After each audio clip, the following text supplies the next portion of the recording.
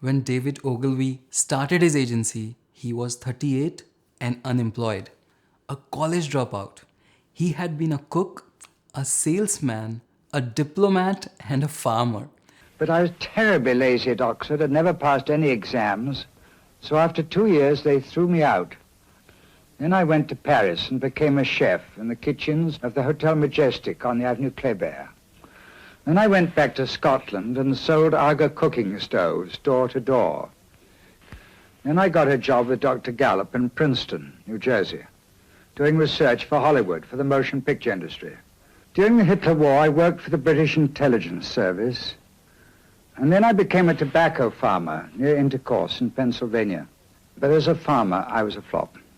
So I went to New York and started Ogilvy and Mather. By that time, I was 38, which was leaving it pretty late in life to embark on a new career. People on Madison Avenue thought I was nuts.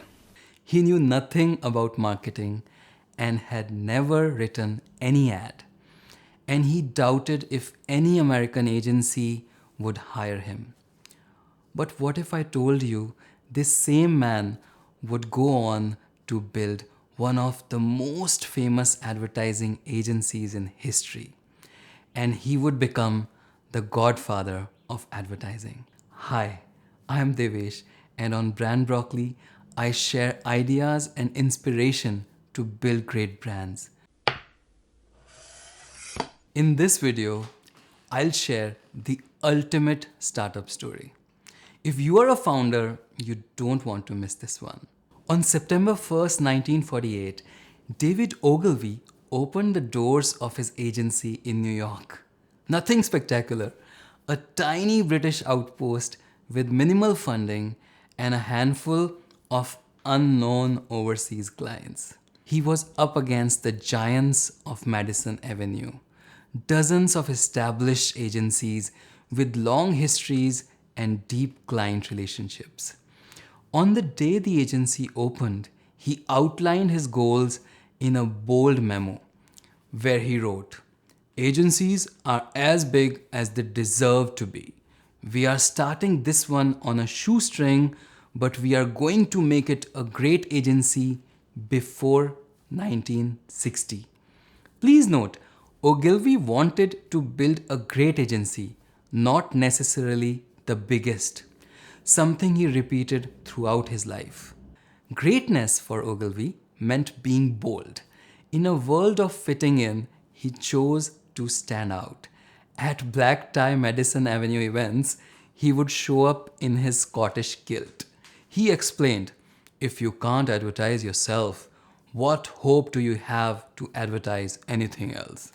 When I started Ogilvy and Mather, New York, nobody had heard of us. But we were airborne within 6 months and grew at record speed. How did we achieve that? By using my secret weapon, direct mail.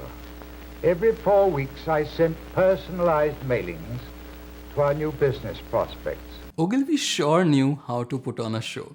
He was driven around New York in a Rolls Royce, a rare sight those days. And here's where it gets even more interesting.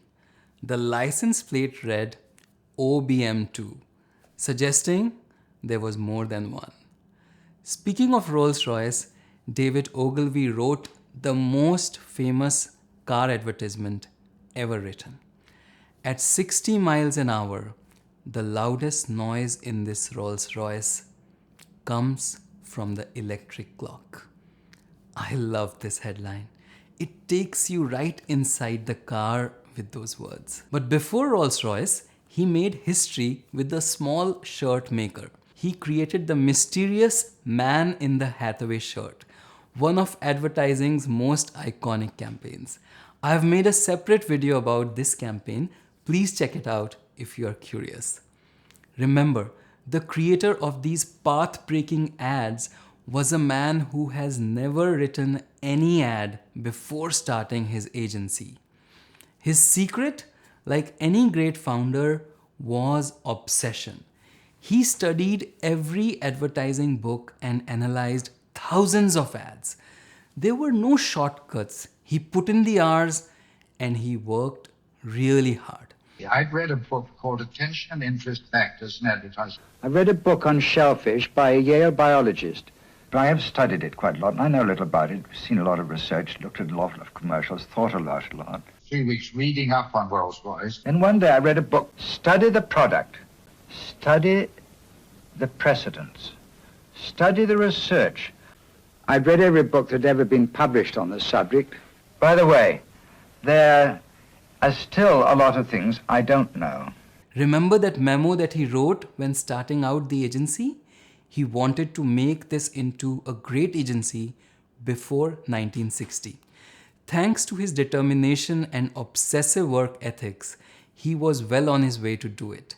Are you a hard worker? There's a saying in Scotland that hard work never killed a man. I can't stand lazy people. If you work twice as hard as the person in the next office, you will achieve 5 times as much and climb the ladder like a bat out of hell. In 1957, his reputation was bringing in a lot of clients.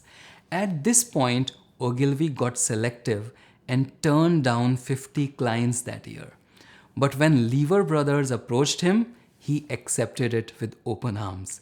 His work for Dove became a campaign that would run for over 30 years. But his next move would transform him from successful ad man to industry legend. In 1963, Ogilvy published Confessions of an Advertising Man. The book was an instant success. 6 printings in 6 months and a spot on Time's bestseller list. This wasn't just another business book. It was Ogilvy's most brilliant piece of marketing. The clients came flooding in. One of these new clients was Shell. For them, he did something no one had ever done. He advertised gasoline's ingredients and its benefits. His TV commercials for Super Shell became legendary. Cars breaking through paper barriers to demonstrate the power of their new ingredient, Platformate. In 1965, Time magazine called him the most sought-after wizard in the advertising industry. The unemployed 38-year-old had built more than an agency. He had created a new way of thinking about advertising, one that put selling ahead of showmanship, facts ahead of cleverness. Tell the truth and make it interesting. That was Ogilvy. Tell the truth, but make the truth fascinating. You know, you can't bore people into buying your product. You can only interest them in buying it. So keep your mind open. Advertising will always be full of surprises. Be ambitious. Raise your sights. Blaze new trails. Try to make advertising history.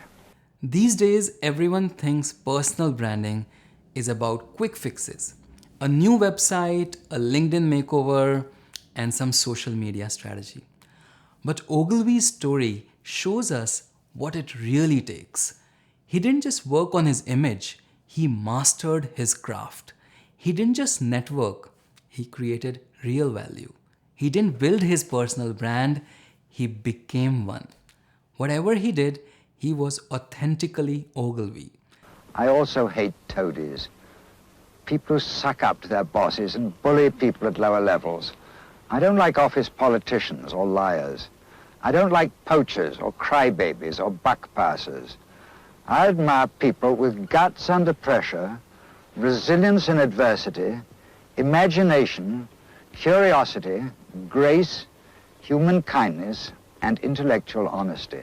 I love people who make me laugh, and I've got a special weakness for sailors and skiers and bird watchers and mountaineers. I like gentlemen with brains. Are you having any fun? I've noticed that agencies which are full of fun and foment seem to create the best advertising. There's another Scottish proverb, be happy while you're living, for you're a long time dead. If you're not happy in advertising, for goodness sake, find a job in which you would be happy. Because as far as I know, we pass this way only once. His legacy stands tall. Ogilvy today has offices in over 120 countries and remains advertising's most respected name. If you are interested in more servings of brand inspiration, hit subscribe to Brand Broccoli. I'm Devesh and I'll see you in the next one.